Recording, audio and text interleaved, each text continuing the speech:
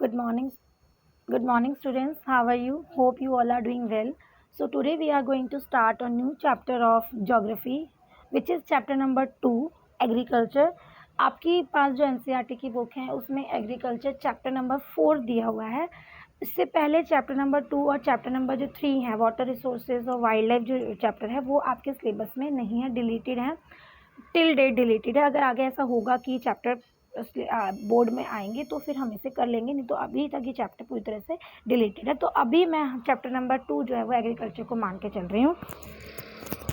India is a agriculturally important country. अगर agriculture के term में देखा जाए तो इंडिया को एक ऐसा देश माना जाता है जहाँ पे मोस्टली जो पॉपुलेशन है वो एग्रीकल्चर पर डिपेंड है।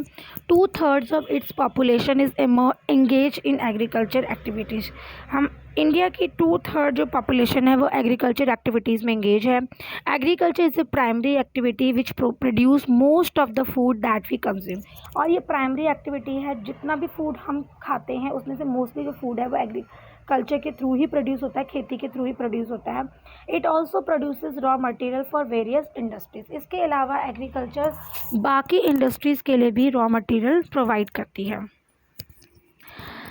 Moreover, some agricultural product like tea, coffee, spices, etc. are also exported. इसके अलावा कुछ एग्रीकल्चर जो प्रोडक्ट्स होते हैं उनको एक्सपोर्ट भी किया जाता है।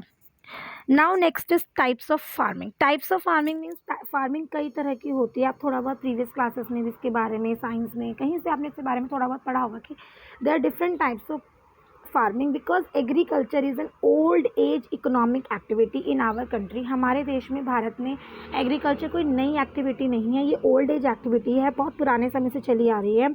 Over these year cultivation methods have change significantly depending upon the characteristics of physical environment.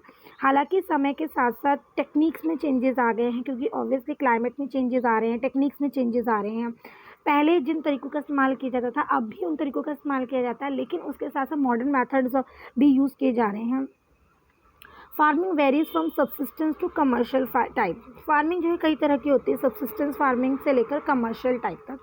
Eight present in different parts of India the following farming system are practice. अगर present की बात करें तो इस समय इंडिया में जो हम पढ़ने वाले हैं आगे डिफरेंट टाइप्स ऑफ फार्मिंग वो प्रैक्टिस की जाती है, जिसमें सबसे नंबर 1 है प्रिमिटिव सब्सिस्टेंस फार्मिंग।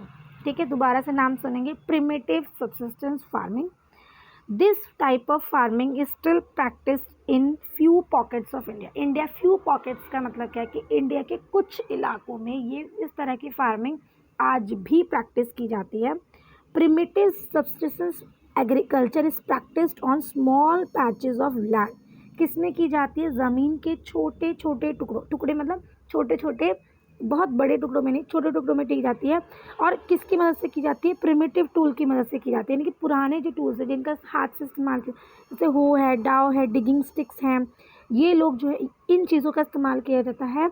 और लेबर कौन होते हैं? फैमिली या कम्युनिटी के लोग। मान लीजिए गांव में 100 लोग रहते हैं, एक के घर अभी मान लीजिए फार्मिंग हो रही है, तो वो गांव के 10-15 लोग मिलकर एक साथ एक के फार्म में हेल्प कर देते हैं एज ए लेबर, फिर वही लोग दूसरे के फार्म में हेल्प करते हैं। तो इस तरह से कम्युनिटी लेबर या फैमिली लेबर जो है ये काम करती है। This type of farming depend upon monsoon. इस तरह की जो फार्मिंग होती है वो मोस्टली मानसून पर डिपेंड होती है, बारिश पर डिपेंड होती है। नेचुरल फर्टिलिटी होती है सॉइल के, किसी भी तरह के और के केमिकल मेथड्स का, केमिकल फर्टिलाइजर्स का, पेस्टिसाइड्स का इस्तेमाल नहीं किया जाता है। And suitability of other environmental condition of the crops grown. साथ ही साथ इन्वायरमेंट कंडीशन पे भी ध्यान देता है कि कौन सी क्रॉप्स किस सीजन में ग्रो करेगी। It is a slash and burn agriculture. इसे स्लैश एंड बर्न एग्रीकल्चर भी कहते हैं।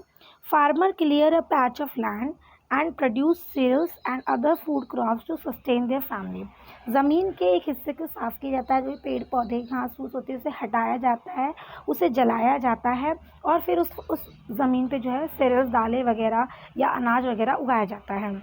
When the soil fertility decrease, अगर उस ज़मीन की सॉइल फर्टिलिटी डिक्रीज हो जाती है, कम हो जाती है, तो फार्मर जो है उस जगह को छोड़कर एक फ्रेश पैच ऑफ लैंड उस जगह को छोड़ देता है और दूसरी जगह पर फिर से दोबारा से यही इसी तरह का प्रैक्टिस, इस तरह के मेथड से फार्मिंग करते हैं। This type of shifting allows nature to replenish the fertility of the soil through natural process. इसका सबसे बड़ा फ़ायदा क्या होता है कि इससे जो है ज़मीन को नेचुरल प्रोसेस के थ्रू दोबारा से फर्टिलिटी वापस मिल जाती है। Land productivity in this type of agriculture is low as farmer does not use fertilizer और अदर मॉडर्न इनपुट्स। जो प्रोडक्शन होता है वो कम होता है